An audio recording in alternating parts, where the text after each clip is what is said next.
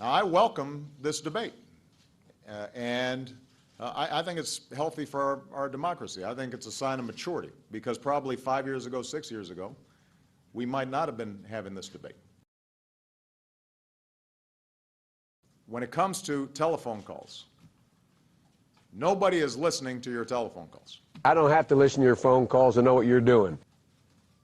That's not what this program's about. As was indicated, what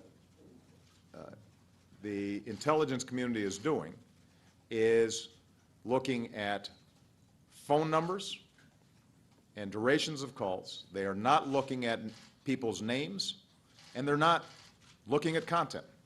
If I know every single phone call you made, I'm able to determine every single person you talk to. I can get a pattern about your life that is very, very intrusive. I specifically said that one of the things that we're going to have to discuss and debate is how are we striking this balance between the need to keep the American people safe and our concerns about privacy.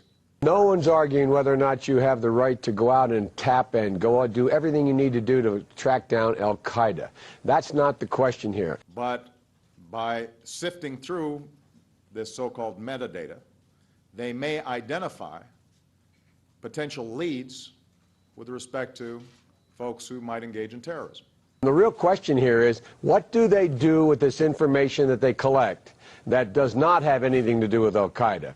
The modest encroachments on privacy that are involved in getting phone numbers or duration without a name attached and not looking at content, that on net, it was worth us doing.